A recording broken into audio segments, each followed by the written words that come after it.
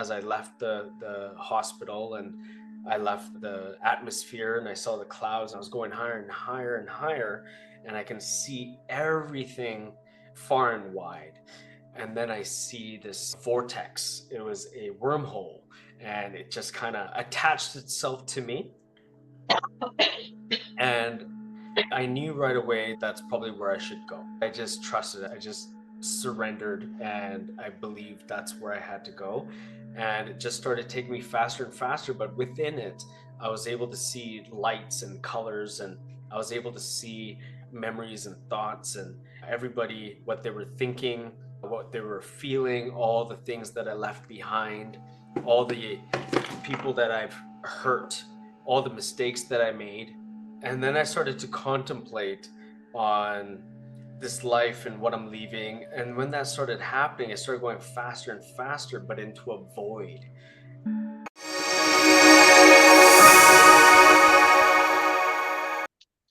My guest today is Malcom Nair, who had a near death experience as a result of being addicted to drugs and having a car accident.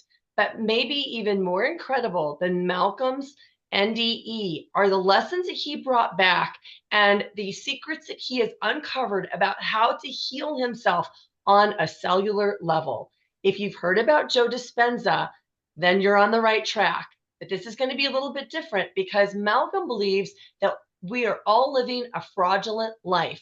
And there's a way to break this cycle and actually begin to turn everything around and live your true, authentic way that we were meant to live. So it's going to be a very deep conversation.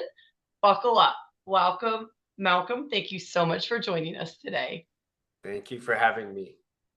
Well, I am super excited to talk to you Mhm. because you do things a little bit differently than anybody I have ever heard. And you talk about some concepts that I've been in this space for a very long time that I have not heard of before. So I'm excited to uncover some of these and share this with my audience.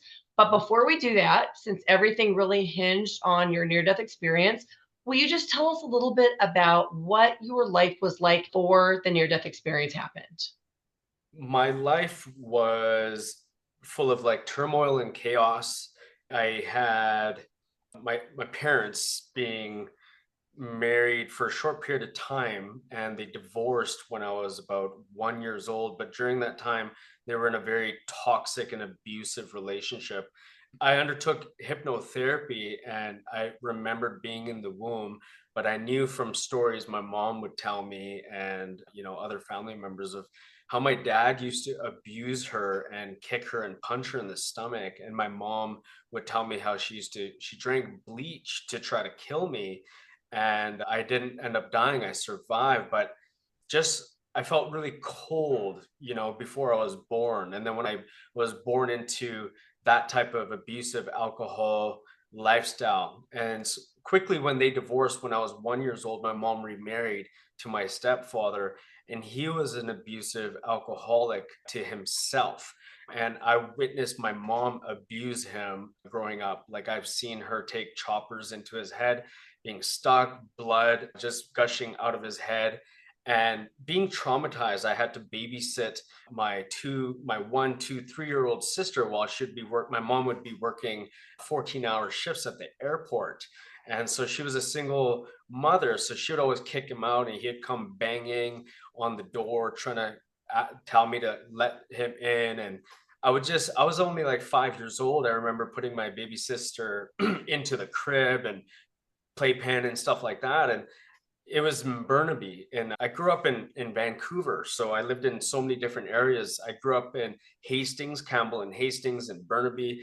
This is when gang stuff was really bad. And then she was also dating this other guy that I ended up calling uncle. He was like a father figure, and he was heavily deep into dope and drugs, and he was the drug dealer's drug dealer. So he would take me to hotels at that age, and I would see big drug deals and stuff.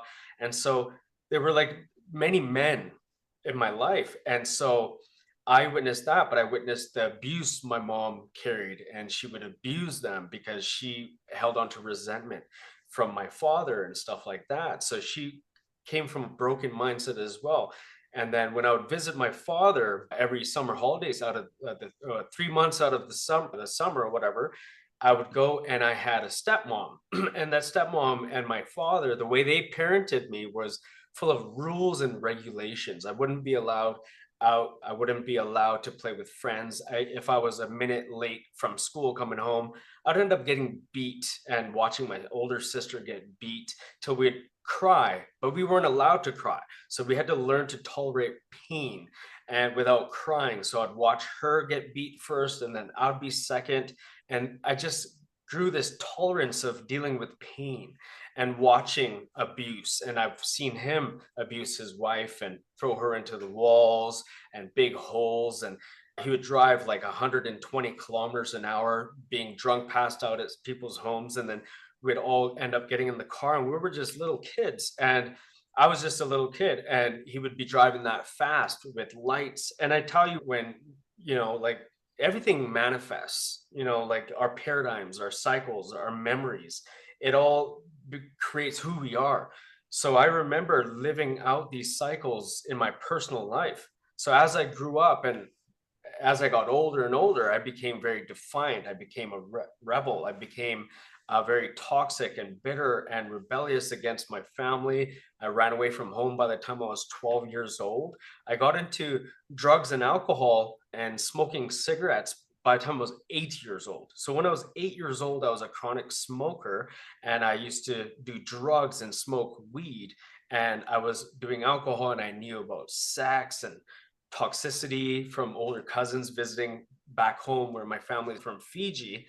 And so I just got into this life and this circle, this world very early on, and I have so many chapters, and the more I go into them, it's just going to sound more horrific and more horrific, like jail. And I've seen rape, I've seen abuse, I've seen like everything. So many bad things, I was, and as I got older, I became friends with drug dealers. Drug dealers knew me by my name, or they'd roll down the window. I got into drugs. I didn't get into drug dealing, but all my cousins and close friends from school back then became drug dealers, but a lot of them died.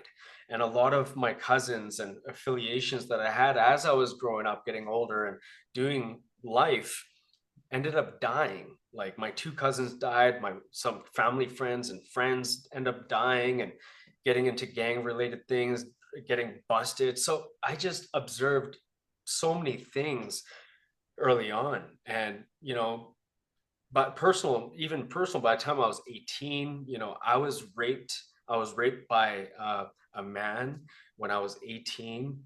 I when I was younger, I got introduced to almost being molested by, a close family friend, and just so much negativity, and I didn't know myself. I didn't have a relationship with God, with spirit. I didn't know anything. I didn't have a relationship with my own mother, my own father. I didn't have a relationship with my own sisters. It was very bad not knowing how to love, how to forgive, and just having a lot of resentment and pain and suffering, not knowing to care or boundaries, getting into my own relationships. It was very bad. I was a narcissist. You would call me, type one narcissist. I was a negative person. And to break all these cycles through the pain and the negativity, I'm sure you're going to ask me and you're going to want to get into all of that. But that's just a little segment of my life. I didn't go into other avenues in more detail, but that's just a little bit of my life. Wow. Well, it's not difficult to understand how you would have gotten into drugs and addiction in that type of environment. I'm sorry for the lack of care that you had. It's not supposed to be that way. Parents aren't supposed to be like that with their children. So I'm sorry for what you had to go through. It breaks my heart Yeah, as a mom. I had to learn how to be a better father. I had to break my cycles. By the time when I was 17, I had a son. So I have a son that's no longer in my life from when he was 12 years old. They decided to take him out of my life. He's 21 now. 20. Wow. Yeah. So you get in this situation Mhm. and you have this experience where you take a lot of different types of drugs. I think it was mushroom, and you wind up driving and getting into this side swipe and having this near death experience. Do you want to tell us about that? Yes, I had over 10 grams of mushrooms that I was taking all by myself. 10 grams isn't like 4 grams like a hero's dose. Like, that's insane. I don't even know how you could walk. I used to chew and suck on it. It was just like in a Ziploc bag, and I'll just keep going all day with it. I was different. I was a different breed. All while I was hanging out with people, they couldn't withstand me or being what I was capable of. I would keep saying, "Come on, let's do more." So they would end up throwing up or whatever, and I would still be drinking alcohol hard, smoking cigarettes, smoking weed, and then mushrooms, and then cocaine. And I had this spirit about me that was different. I was powerful in such different ways when it came to strength, when it came to power, when it came to tolerance, when it came to abuse, when it came to rage, when it came to anger, when it came to even scaring police officers. I was about 185 to 200 pounds majority of my life growing up, not fat, but a big guy. And people would cross the street when they would see me. I looked almost like a criminal demon. So you people didn't want to walk by me. They would cross the street like when you walk a dangerous pit bull and people cross the street. That's what it was like me walking around. And I'm not trying to boast or brag, but like that's how I ended up growing up. But yeah, so I was on drugs, a lot of drugs, and I just wanted to have a careless life. I didn't know about, finances. I didn't know about like tolerance and just like, being decent, responsibilities, priorities. I didn't understand nothing. I didn't live that way. I just wanted to let loose and be carefree and careless. And I had so much anger and rage and stuff, but I had friends, acquaintances, not real friends. So I was partying at their house and I was having all that mushrooms prior. I was drinking prior. I was smoking prior, smoking weed prior. I get there and then there's just more of it. And I ended up doing more drugs and stuff. And it was not enough for me. So it was never enough for me. People say that when you're on drugs, some more, you want some more. It's never enough. And nothing was ever good enough. And I just was bored. And I decided to leave and get in my car. And I was told, hey, just stay. You're a mess. You took too much. I said, I'm fine. I'm okay. I'm good. But there's a caveat because my spirit was warning me my whole life, I realized. God was always trying to talk to me. I remember even throughout negativity, I wanted cigarettes so bad, and I was having these conversations with source, like, oh, I just want, because you manifest. God's gonna give you whatever you want, and sometimes He will. My spirit led me to an inevitable death. My spirit led me to die on purpose. It gave me enough chances my entire life. Me, I'm a soul, I'm a spirit. We're all souls, we're all spirits, and we're here to learn. And if we're not learning and our spirit is trying to speak through us, and we're so blinded and calcified, and we're not listening to the truth, we're not paying attention, and we just listen to our ego or our subconscious negativity, like, no, I want a cigarette. All right. And I would get a whole pack of cigarette would materialize, and I'd find it on the sidewalk, or I'd like end up drinking with the people I wanted to drink with, or meeting a girl that I wanted to meet, or I would end up going to a party. Some miracle would happen and guys would show up at a pool hall and would end up at a party. These things just materialized. And so I was connected in the wrong way. I was connected to source the wrong way. I did not know how to break that pattern and how to listen and reprogram so my spirit knew. So I was being guided here, so dense, the wrong way. Yeah, I was reminded, don't do that. Maybe let's do this. Don't, but you block it. We block so many things. We don't listen. We don't listen.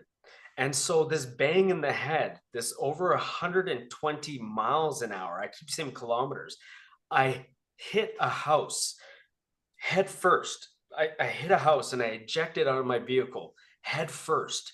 And I had brain damage, short term memory loss, bleeding in my brain, blood clots. I had 75% of nerve damage all over my body from in my brain, on my tongue, my eyes, my face, my cheeks, my heart, my lung. Everything was done for. I was mangled, twisted, my muscles, I had severe muscle tearage and nerve damage, and tendons were mangled. I was just wrecked when I hit that house. And I ended up out of my body right away.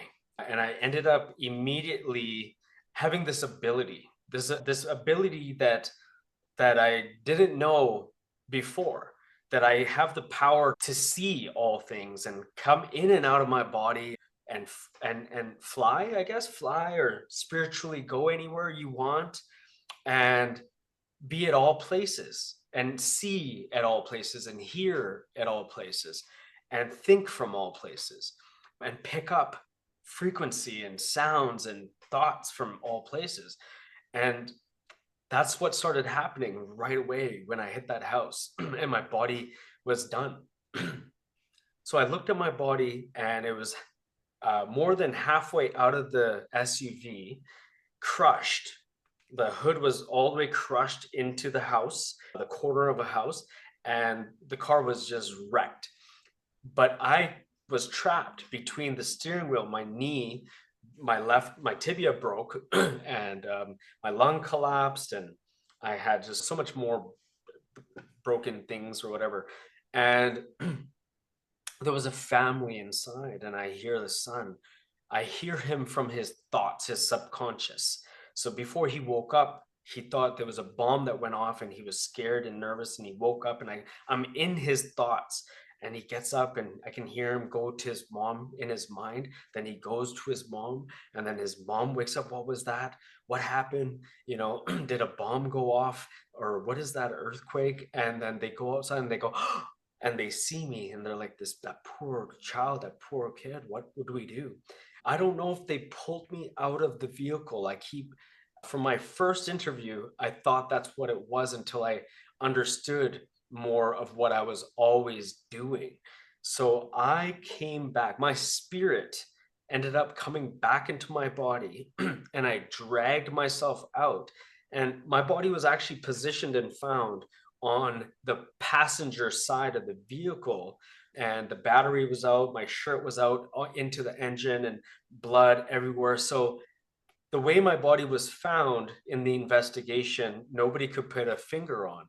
But as out of my body and watching and the investigation about to happen, it happened after when the ambulance took me, but I was able to come back and watch the investigation. I was able to watch them put the tape. I seen everything. And I even seen myself going and them trying to resuscitate me and telling he's losing too much blood. We're losing him. We're losing him. Like, you know, they were all panicking and shocked. And I was watching the distance of the hospital, how long it was going to take us to get there. And, you know, I can hear, you know, all like I was picking up on, you know, memories and everything that I was leaving behind. But I was not sure what, you know, what are we going to do? What's going to happen? All I knew is I'm going to the hospital. And so as I get to the hospital, I'm just following routine, you know, like surgeries, going into this different room, and then, you know, they find out one after another. Okay, his lung is obviously collapsed. He has internal bleeding. He has swelling. He has shards of glass in his eyes, in his forehead, in the back of his neck, in his chest, in his body, in his arms. I have all this like scars and stuff. You can't really see it that well. Like this was all glass deep in me. And so all the physical damage is on this side, but all my nerve damage was on the side that didn't get touched. It's so weird. My leg, everything broke on the left side, all the scars, everything is on this side, but the right side of me had 75% of nerve damage. I had paralysis. So when I woke up, I couldn't move. I was crushed. But they say, and I remember doing this, there was a point in time on my life support that I couldn't breathe.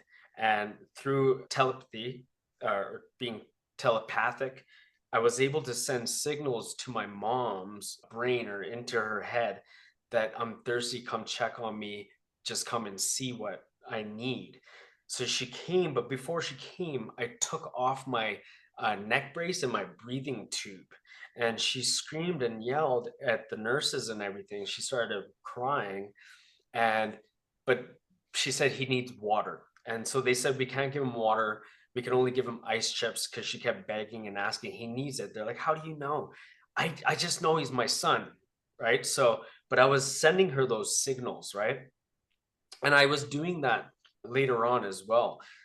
So that was astonishing how I was able to come in and out of my body and show up during surgeries, or when I needed to have the power or strength to do something. Even though I was paralyzed, I was still able to take off my neck brace and take out my breathing tube and, listen to thoughts and stuff like that. But yeah, that's a little bit of that part there before I left and had to make a decision to leave the hospital and leave our earth. Yeah. So do you want to go ahead and share that part of it? Sure.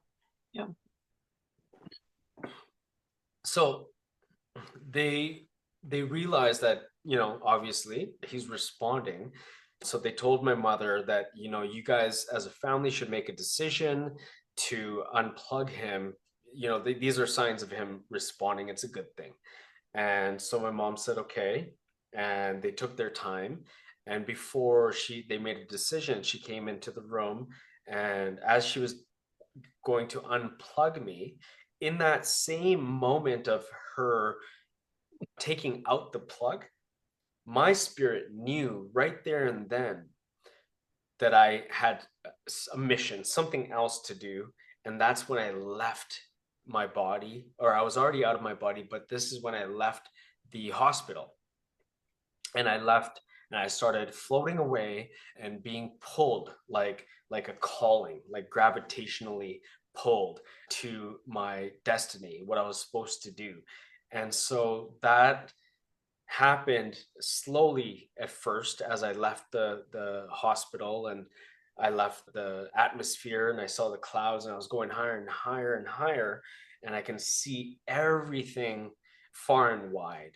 And then I see this tube, like not a tube, that's the worst explanation, but it was a vortex. It was a wormhole, and it just kind of attached itself to me. And I knew right away that's probably where I should go. So I ended up going up to that and getting attached to it and getting pulled all the way up, and just not knowing, like I didn't know, like, to trust it or not trust it, but I just trusted it. I just surrendered, and I believed that's where I had to go. And it just started taking me faster and faster. But within it, I was able to see lights and colors, and I was able to see memories and thoughts, and everybody, what they were thinking, what they were feeling, all the things that I left behind, all the people that I've hurt, all the mistakes that I made. And then I started to contemplate on, this life and what I'm leaving. And when that started happening, it started going faster and faster, but into a void. I enter a void. I enter like this dark blackness after all the lights and white and the colors disappear. It goes into this dark void. And that's at that moment, I entered like this fear. I got very scared, and I panicked. I did not know where I was going, and I didn't know if I should keep going or decide to go back. But within me, I knew that I shouldn't do that. I should not be in control. This whole time I've been in control, I have not made the right decisions. Let me just surrender. Let me just, just give up at this point and let will take me. And when I truly surrendered and I truly meant, and I felt I was really doing it, I entered this white light came before me, but I was going through so much contemplation in between, like, of fear and, faith and trust and all these emotions. And then when I finally did that, it was like I was being connected to source to see if I'm worthy or if I'm really worthy to go to the next step. So there was a white light that showed up, and when that white light showed up, I relaxed and I didn't know what to do, but I can hear voices. I can sense this angelic presence, and I can feel the light emanating through, and I can hear the voices from the angels that were there and the descendants or the ancestors. And so I enter, and before I enter, I was asked, what do you want to do by this heavenly voice, this heavy, deeper voice? And I look over, and there's this massive 100 like foot, just the head lifts up and asks, what do you want to do? And I started to contemplate, and I look around and I see these beings, tall, translucent, angelic, full body figured beings. And I'm looking around, and they feel like they are welcoming me, they know me, they miss me, or where have I been? I felt home. I felt like I was back. I felt like this was where I'm supposed to be, connected here. But something in me, couldn't leave behind the fraudulence that I left behind, the facade that I seen within me, that I can't just run away from my truths.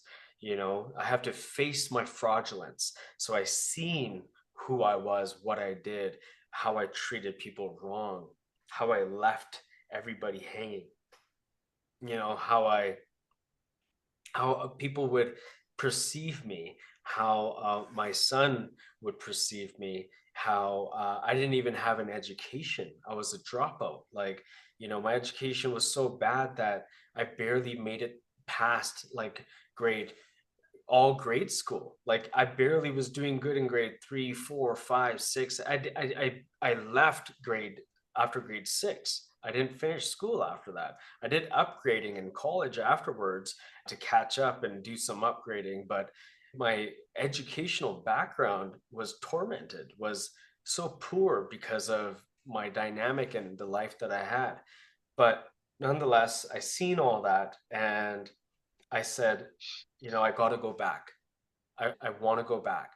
Even though I felt welcomed and I felt belonged and I felt I'm forgiven and I could just start fresh, I couldn't, because that's not, I don't feel that's authentic. That wasn't going to be real, and I had to come back and do it again or do it all over again. So I made a decision, and I chose to come back. And I didn't know if I was a vegetable. I didn't know how bad it was going to be. Source angels, nobody told me, hey, remember, when you go back, you won't be able to walk. You're going to have to heal. You're going to have to define all odds, and the doctors and the nurses, but I was assisted. Like, I was very much so assisted. So I decided to go back. And as I was granted and welcome to go back, I went back the same way I came, through the white, past the black, and back into my body. And as I woke up off life support, I was back to negativity. And the first words that came out of my mouth 15 minutes later was, what the fuck happened to my knee? What the fuck happened to my leg? And I said that in such a negative, rude way. I was arrogant. I was very toxic. And, I didn't have respect. And I just felt everybody was there. And I'm like, why the hell is everybody here? These are the same people, the same parents, the same cousins that don't give two shits about me, that don't care about me. My dad's a fake, my mom's a fake, And just because I died, they're gonna come and try to make things better and pray and beg for me.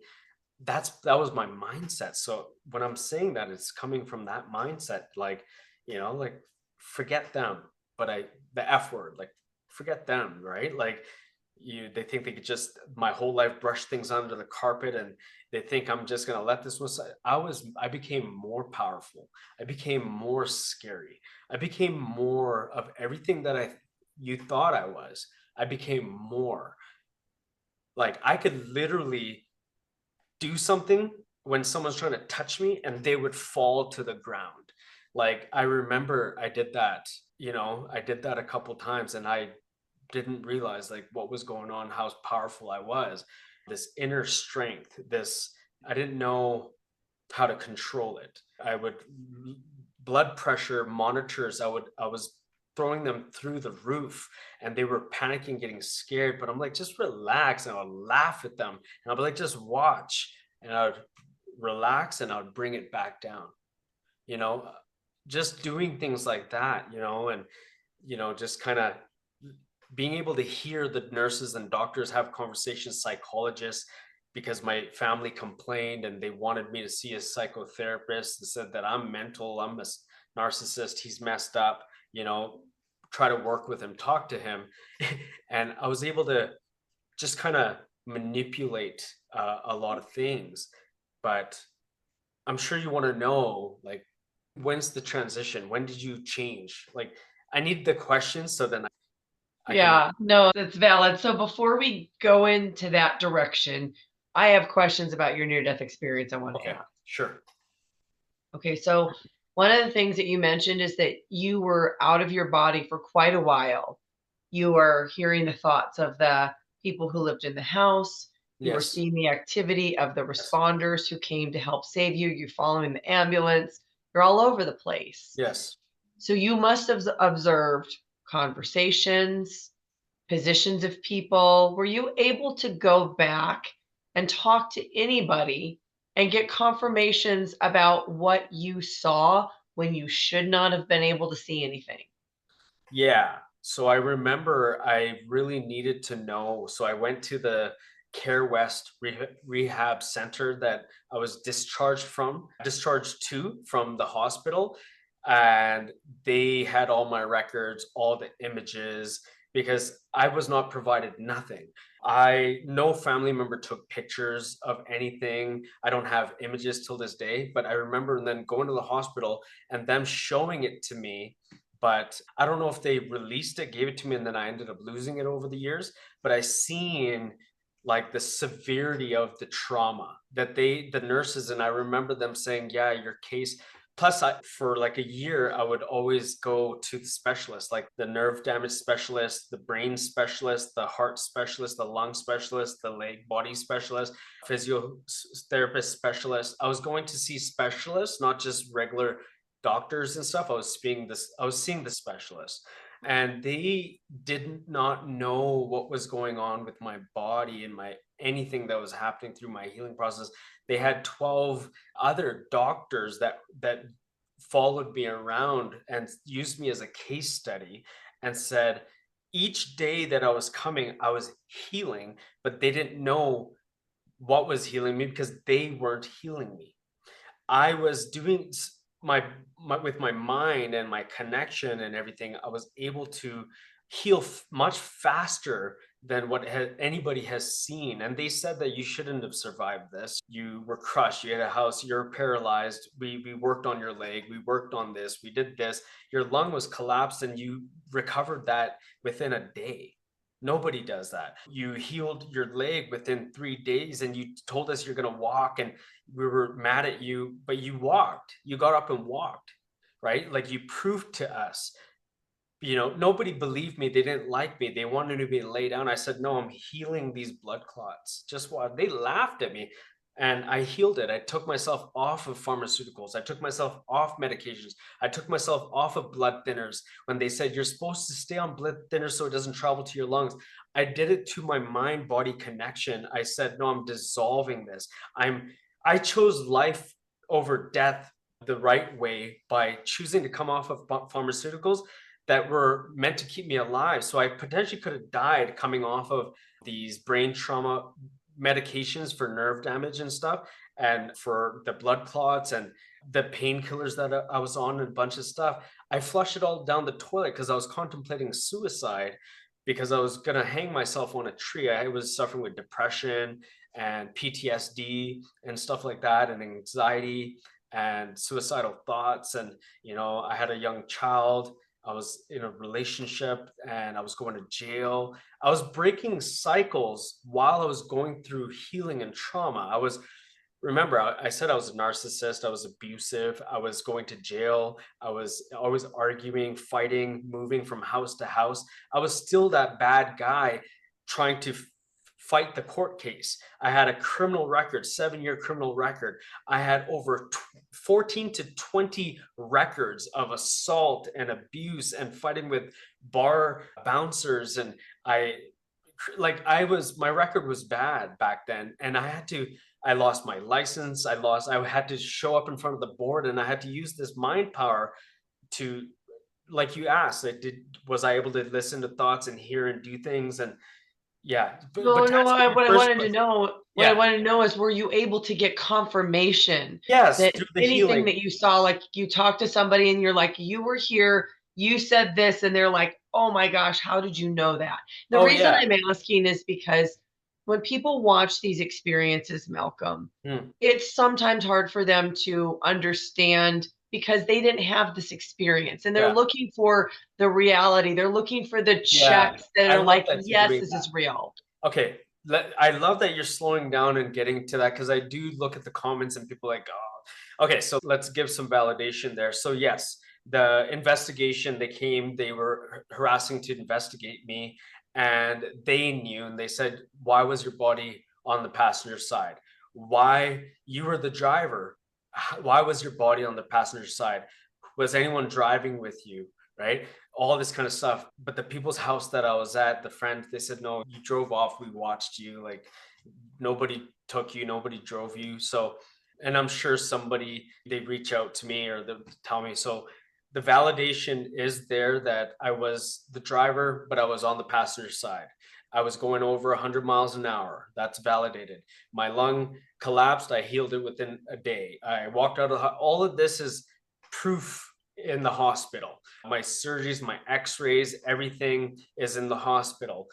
How swollen I was, all the proof was there. My families thought I was dying. They're ready to plan my funeral when I was there. But me to survive something like this, my sisters, my mom, my uncles, families, they were shocked, stone cold, when I would tell them their thoughts, their feelings, their emotions. Everyone's prayers, when they came to see me after as I was recovering, they tried to tell me, convince me of I'm said, just don't tell me. I know what you're here to tell me, that you prayed for me. You told me about your mom, and you said your mom's praying for you. She couldn't make it, blah, blah, blah, blah, blah. And they're like, how did you know? And I'm like, what else do you want to know? Like, I was able to stop conversations at dinner tables because I can hear everyone talking, but everyone was quiet. So I would stop conversations. I would hear when someone's coming to the door. I can know if there's a spirit in the house, like things like that. Like, I know, I do, but I'm just so normal. I try to show up normal so people don't judge and think, oh, this guy's just full of a quack. So I just kind of normalize myself, because I'm not trying to, a lot of healers and say, Malcolm, you should say that you're this, you're that, you're psychic, you have this. But I'm just, this is how I show up, right? And if I do what I do it for my clients, but I don't showboat and go online and say, I'm a psychic, let me do this. But I do psychic things, and I have those abilities, and I, I do all that kind of stuff. Yeah. A little less narcissism, it sounds like. Yeah, that took years, like a lot of work, to self actualize and realize and admit to myself that what I'm facing, my fraudulence, and dealing with my fraudulence, and just that's how I was able to manifest through darkness. So a lot of people think that you have to heal, recover, go on a journey, your gut, all that. Yeah, I discovered all that years later, but I was tapped into spirit and healing and quantifying my experience through negativity. I was able to do all these things while being a narcissist and negative and toxic, but I was also self-realizing that, hey, do I want to be this way? How? Oh, I got to sacrifice because I was tapped into source. It was guiding me and leading me, and it was guided intelligence speaking to me. Eventually, years later, I asked what it is, and it told me that I'm guided intelligence. And it was I was connected and saying, listen, if you want your driver's license back and you want to beat this thing in front of the board, what are you willing to sacrifice? Well, I want to learn how to break this cycle and I want to get that.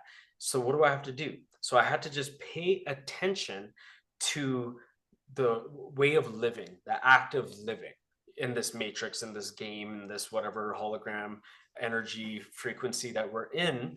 I had to learn that I am just an alive non-player character that's becoming conscious aware, and I'm able to get out of the matrix and I'm able to expand my consciousness and I'm able to get out of the frequency and tap into that frequency and this frequency and pick up on different frequencies, and I can pull things closer to me. So I pulled the board members and I was in their heads and minds of the power of belief and thought, and I provoked it into them that they granted it back. Even in front of the judge, I had so much riding against me, but I spoke into existence and I walked the walk and I showed up with clarity.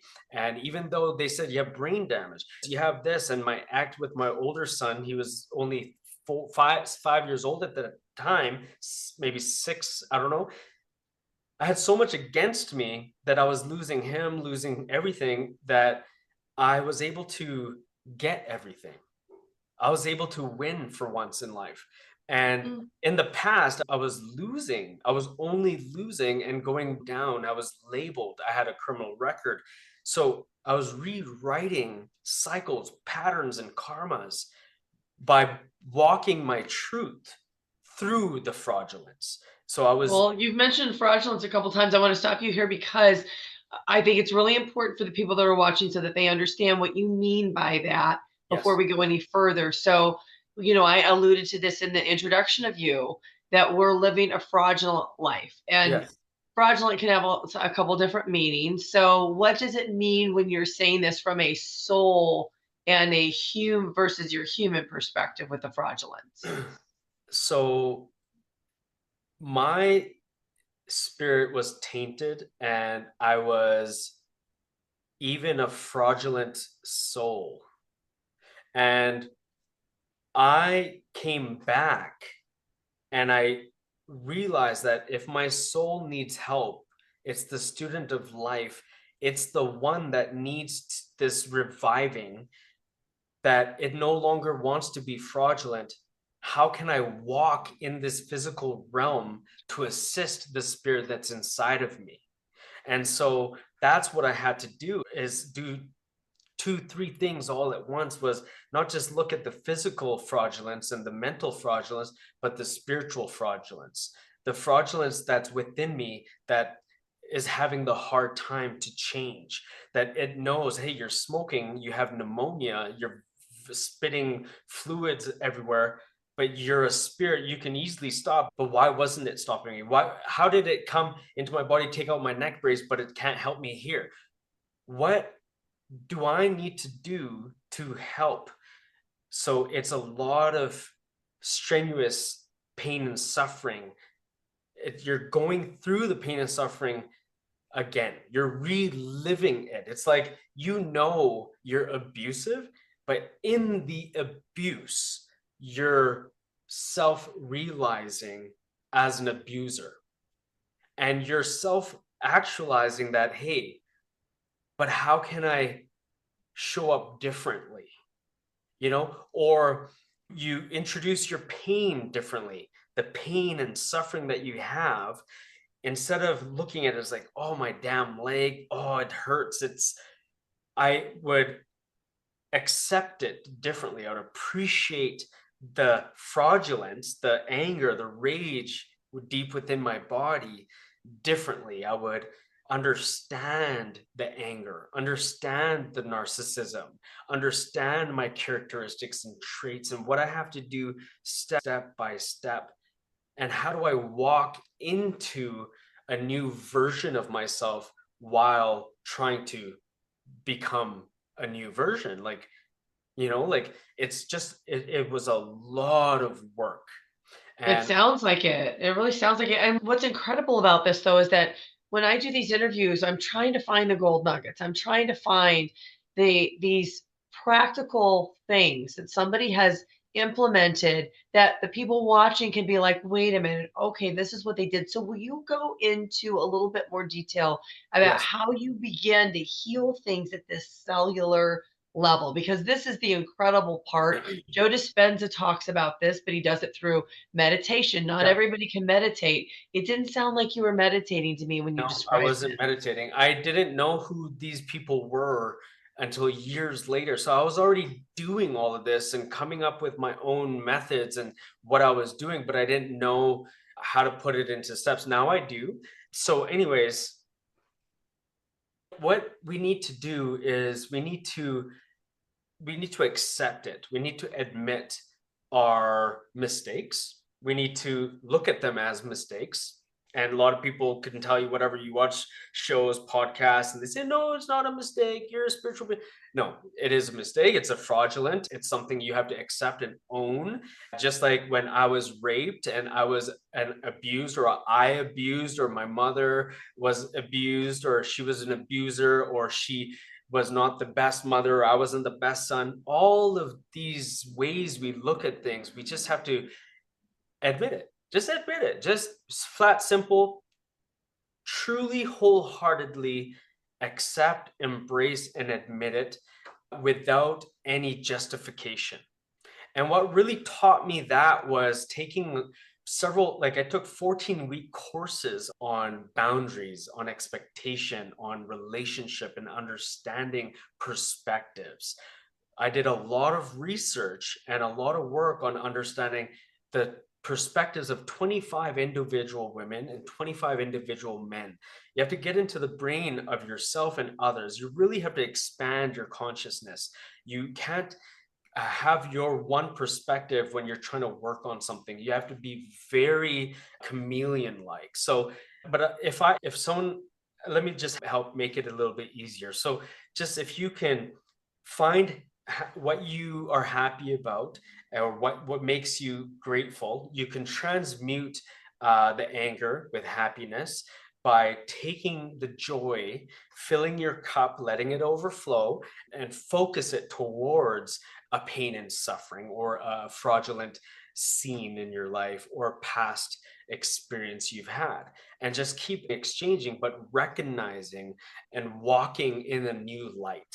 Whether it's dark, but you're less dark, and you can't just become light just like that. I wasn't light at all. I was very dark, but dark does not mean bad. Remember, through the darkness, I found the light. I So, love that. That's beautiful. right? Yeah. So through the darkness, I found God, right? Right. Because that's how it all happens.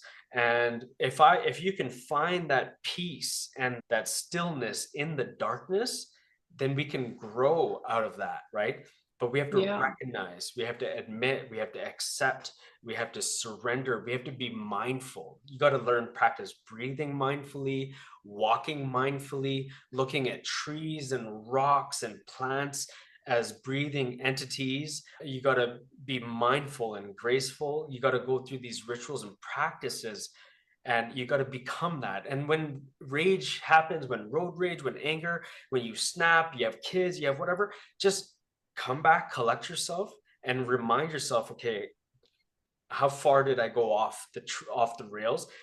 That's how many steps back I have to go again, and backtrack. Yeah. And then remember from that step how many more steps I have to take to get ahead of where I messed up the last time. And then reward yourself. Hey, I got further this time.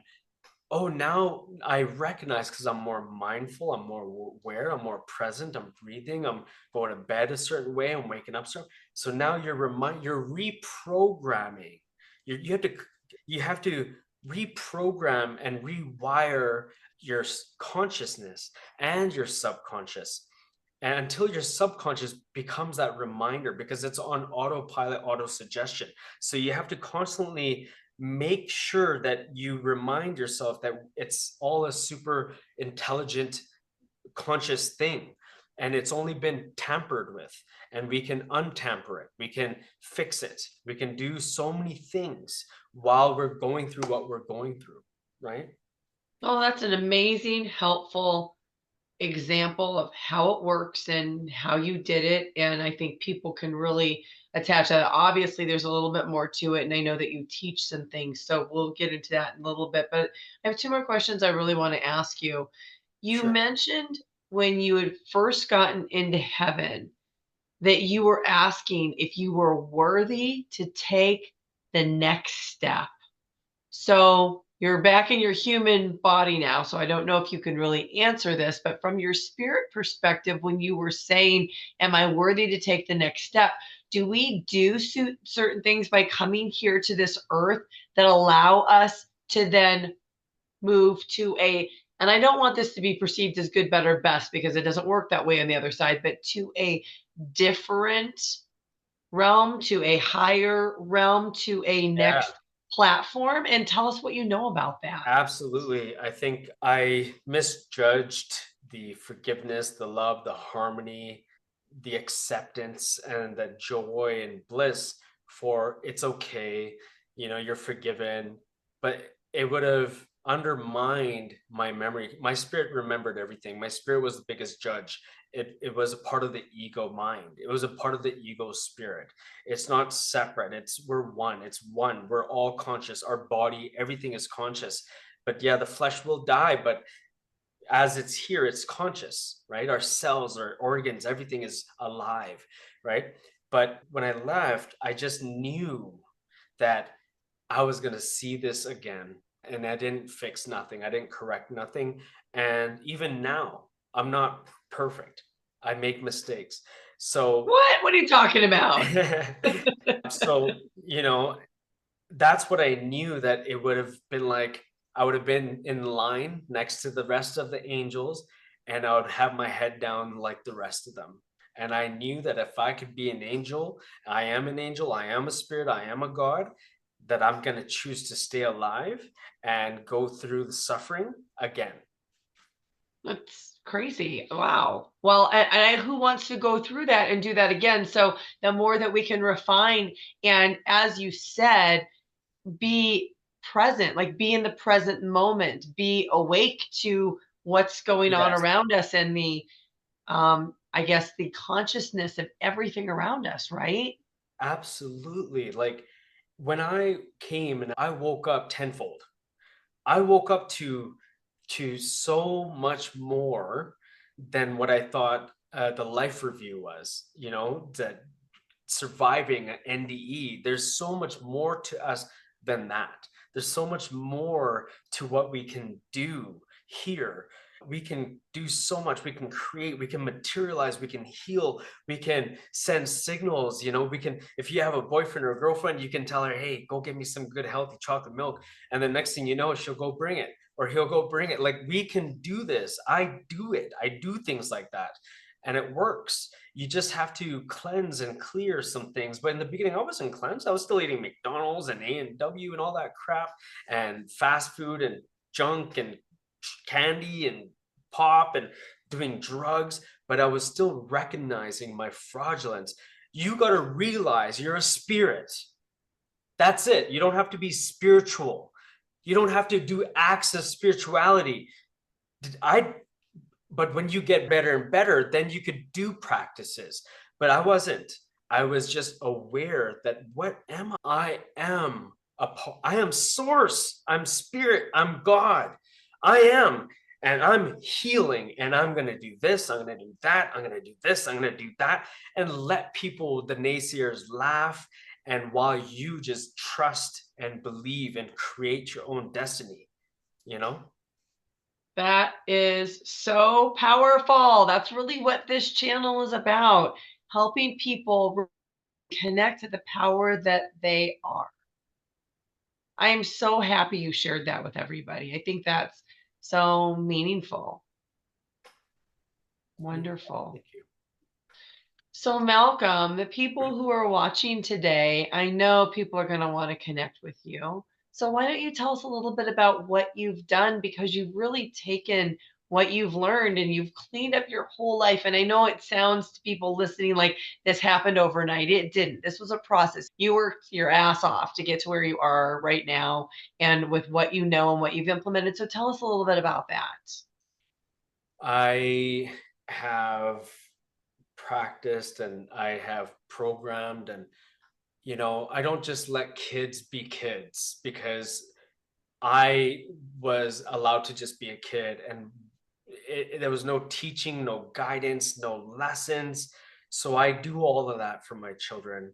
My child published a personal growth children's self-help book when he was 4 years old, and it's on What? Amazon. Yeah, but it comes from influence and guiding and teaching and empowering your children to stick to the imagination. And they would wake up and draw their angels and say, I remember choosing you as a father. I waited to come to you. And kids, when they were one, when they started talking 2, 3, we would have conversations about this. We'd go to sleep together, have dreams together. We'd go into a guided meditation, and then we would go into that dream, and then the next day would say, did you go and did you finish the dream? Did we go to the beach? Did we have that ice cream? Are we going to go fly? Are we going to get that booking? I put my son into acting. I believed in him, I believed in me, and I told him, look, you're going to be the number one 4-year-old in the entire world, and you're going to be cast in big major shows, TV shows, and you're going to be chosen in front of thousands of people. Your memory is the best of the best, even better than 30, 40-year-olds. And this 4-year-old, 3.5-year-old got selected out of thousands of people, grown men, children. And he spoke, my son, Arnav Nair, and my daughter was always there, Anya, the whole time as a child. So just like programming your children, believing in them, don't forget about imagination, believe in them, thrive in them, instill that in them, breathe light into them, life into them, and make them be that everything. Don't worry about other kids. There's going to be bullies, there's going to be people that look at that as weird, but go through it. Your kids are going to go through the cycles. My son was bullied, punched, and beat up for being so charismatic and different through COVID. They face depression, but we program, we change it, we heal that. And till this day, they're not vaccine. My son in a day can heal a flu. I heal flus. I heal flus. I heal things. We heal things. We don't touch pharmaceuticals, no medications, no Tylenol, no Advil, no cough syrups, our entire lives. Well, me, I did in the beginning. I kind of stopped it like years later. But, so yeah, that's what it is. Guided intelligence. My son has that children's book. It's beautiful for any beginner. It's a good read. It's not just for a child to pick up and start reading, because has full sentences and paragraphs, and it's an affirmations book. It's written in the future tense, like I am, and I see this, and I can create this, and I forgive, and I share, and I wake up like this, and I don't judge food and cultures. It's very diverse. So it's a great read. And that's, Malcolm, you know what you make me feel like? You make me feel like you are living the 4-minute mile life. Do you know what I mean by that? yeah, kind of. So, for a long time, it was thought to be impossible to run a mile in 4 minutes. Yeah, And then one person decided it wasn't impossible right. and they did it. And within a year, I think 6 people, other people did it. Yes. And so what you're doing is you're almost teaching life on that level to your son, to your daughter, about what is possible, never letting them see anything that seems like it would be out of the realm of possibility. And that's what I mean by I feel like you are living the 4-minute mile life. Thank you. It's not just for me. Listen to this. There's this autistic child. He's 26 years old. He has it since he was a baby. His mother's tried everything. First time I worked with him, with him, I think 8 or 9 sessions, he's healed his autism and he's become so amazing. I have his testimonial. His mom left me a testimonial. He's so mindful now. He's so aware. He speaks full sentences. He doesn't react like an autistic kid anymore. He's very amazing. And so like anyone could do it. Like you can heal. I have many clients that it's for you guys too. It's not just for me and bragging what we do. It's what you can do.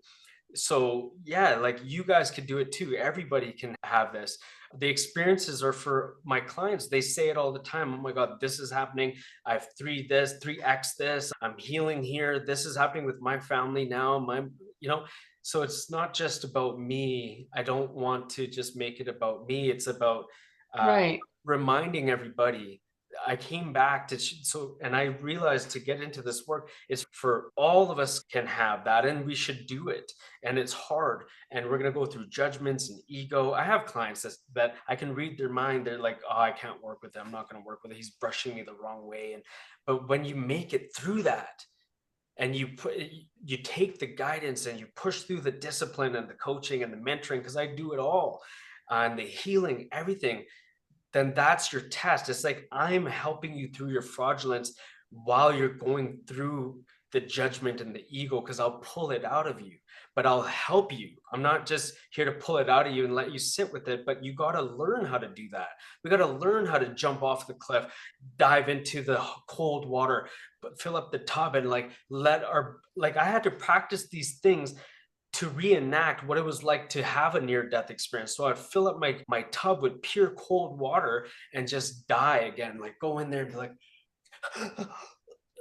and hold my breath. And and it was just to remind of our power. We have to practice letting our body heal and go through these types of different things. Like, there's other names you guys know in the world, like we can name drop all day long, but you can do it. Stop looking at someone else and thinking that you can't do what they do. Our biggest challenge here in life, and there's no competition.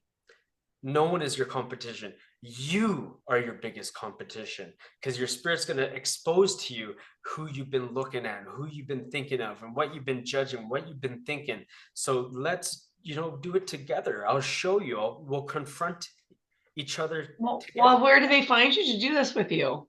My website is www.guidedintelligence.ca, and they could book a consultation, or they can decide. Don't get scared again by finance, because scarcity is a whole other chapter. Just reach out and don't look at too much. Just reach out, and we'll work on the rest. But yeah, you can find me there. And there's things that I could make customizable for people, and sometimes it just doesn't work out, and sometimes it's great, right? Yeah, absolutely. Well, Malcolm, you are a very fascinating person. I'm so glad that you're sharing these and giving people hope that they can become more, that they can have more, that they can do more than maybe what they ever thought about for themselves. So thank you so much for what you are doing to help wake up the collective consciousness that is so needed right now. I appreciate that coming from you. Thank you very much. Man, I'm still trying to wake up. I'm getting better. There's levels to We're all a work in progress, right? Yes. Every one of us. And thank you so much, everybody, for watching. Thank you. Next up, check out this playlist of other NDE interviews. Please like and subscribe. It really helps this channel to grow so I can bring you more content. Thank you for watching. I'm so glad you're here.